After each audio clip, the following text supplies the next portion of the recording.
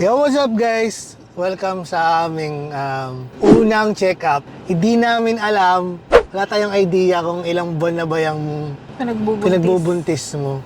Yeah. Ba't ka ba kasi nabuntis? Hindi ka kasi kumalma. Bakit kasalanan ko? Paputok ka ng paputok. Hindi bagong taon. Hindi tayo nagpapaputok. Kung magtatanong sila kung ano yung ginagamit nating, ano tawag doon? Contraceptive. Prayers. So weird. Titignan natin yung reaction ni Dr. Teta, yung aming OB-GYN dito kay Asher pa lang yun, no? Kung ano magiging reaction niya. Huling kita ko sa kanya nung tinanggalan ako ng tahi. Ang tagal na nun.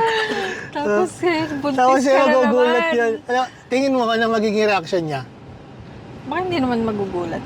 Oh, DD, oh, what it is, oh. Usually naman 2 to 3 years yung Mukha ka naman ideal na. palibog na.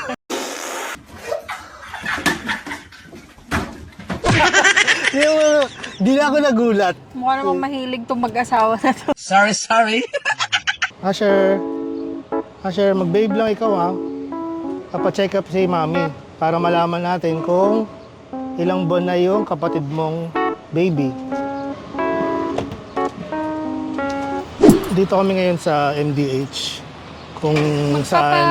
Magpapa-urinalysis muna ako tapos balikan na natin yung resulta. Oo, pwede. Dito kami sa MDH kung saan siya nagtatrabaho dati. Dito siya nanganak. Sa mga matagal na nakapalo, alam nilang dito siya nanganak.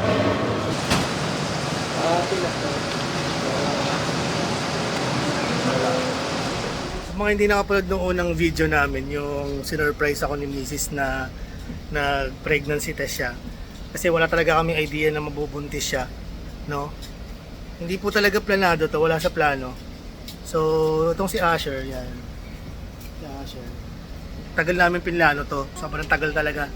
Bago nasundan si Dylan, parang almost 12 years. Si Asher, sobrang pinagandaan talaga namin. Prepared kami hanggang sa panganganak ni Emily. Ngayon talaga nag-struggle kami ni Emily kasi ang dami namin binabayaran.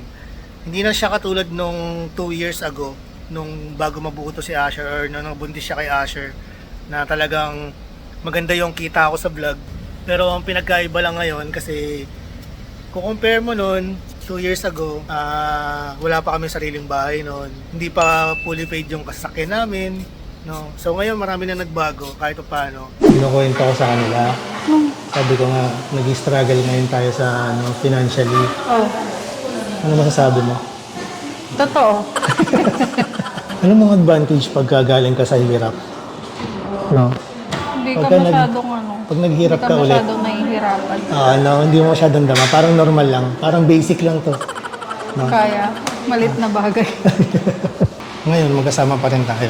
So, hindi tayo mahihirapang harapin yung mga problema kasi sanay na tayo sa dami ng problema. Malit na bagay. Tinatawanan na lang namin yung Di pa problema. naman namin nabibenta mga kidney namin. Ito Kapal yun. na mukha, porkit dito siya nagtrabaho. Kaya, Mangingi ng tissue doon. papacheck up ako. Makapag-dood niya naman. Magpapayurinalysis. Hello! Ay! Ang laki mo! Oo nga eh. Namimiss ko magtrabaho ah. Namimiss ko na magtrabaho. Sa mga hindi nakakaalam guys, ano nga pala, medtech ako ah. Hindi lang halata. Siya naman nurse, dito siya nagtrabaho dati sa OR department. Kaya dito siya ulit manganganak. Makaka-discount pa rin ba tayo dito? We'll see. Ha? We'll see. Talaga? Ayos. Kailangan mo mag-ipon, tanga. Ayos ka pa. Ikaw na mag-submit. Yan yung sinasabi ko. Tanga, ikaw mag-submit Ikaw ito. na. Ihi mo to eh. Bilisan mo na. Hanggang dito pala, may inutusan mo pa rin ako. 45 minutes. Urinalysis mo. Gago ka ba? Ganun talaga. Akala mo nanguhula lang kami. Oo. Hindi kami nanguhula. Nagreklamo. Urinalysis lang daw tapos... Di ba dapat 5 minutes lang yun? Ano nga ba? Protocol yun. Ganun talaga. Papacheck up siya. Papacheck up. Buntis ka na. Totoo ba? Hindi ko Nagulat ka? confirm. Ano yung reaction mo? Okay lang? Okay Paramihin lang. ang lahi ng mga. Yan ang ginagawa ko sa'yo. At saka malaki naman na si Dylan. Ay, Asher Sorry yan. naman, hindi pala si Dylan. Kamukha kasi ni Dylan. Si Asher pala. Nagulat ka. Titignan natin kung ano magiging reaction ni Dr. Teta. Sana baby girl. Sana Kasi nga, sana magpapatali mabibigyan. na ako. Tapos Ayoko kamukha mo. Oo. Ay, si ano? Aling Aling baga. Aling baga. na. Kawawan. Pwede naman. Kaya naman last check up mo 2 years ago na, no? Oo, after ko mga anak dito. Oo, sige, lasta ka muna. Sorry naman, pero hindi ko ano. Okay lang. Di pa naman malalaman yung gender ngayon dyan, di ba? Ang lakad ka. Feeling ko, ano pa lang yan. Isang buwan. Baka mo 2 months na. So, regular po si Mrs. kaya... Isang beses pa lang ako nagkaroon simula nung mga lakaw kay Asher nung January ata. Kasi ganito pa. Pero tumagal. Tumagal, di ba? Na hindi ka nagkakaroon, tapos di ka rin naman nabubuntis. So ngayon, anong plano natin? Ano? Last na yun, di ba? Yun ang usapan natin, last na Magpapalaygate to. na ako. Kasi nga magpapabasectomy dapat ako, pero dahil nga na nabuntis siya, Ako na magpapalayggate. naman ang mag-a-adjust. Willing naman ako ah. Willing naman ako Ang pabasectomy. tagal kasi, kaya ganyan. Last na namin to. Sana Pero- baby girl na guys. Kasi pag lalaki, hindi ko na alam kung sinumpa ba ako ni Lord. Charot lang. Kasi Lord, 3 na po yung lalaki ko. Dadagdagan niyo pa po ng isa. Wish natin na baby girl para merong neutralizer. 2 na kayong Diyos babae. ko, ayoko nga pala ng babae. Bakit? Baka mabuntis agad.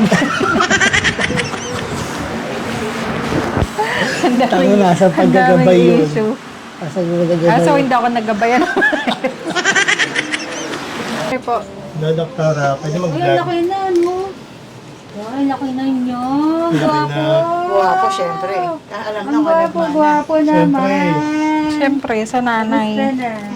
Anong ipapacheck up natin? May kasunod na si Asha. Nino? Tingnan mo yung reaction ni doktora. Nagpiti ako no. Ano pa? Siya, 2020 ko pa lang, no? July. Tawa ko sa...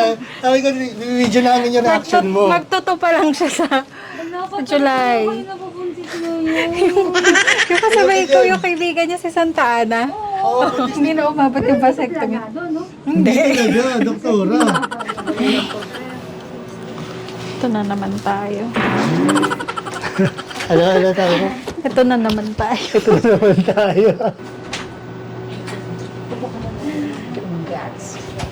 Totoo. Shit, parang ang laki na. Mukha nga 2 buwan eh. Oh my God. Sa kanya feeling ko. Ang laki na agad.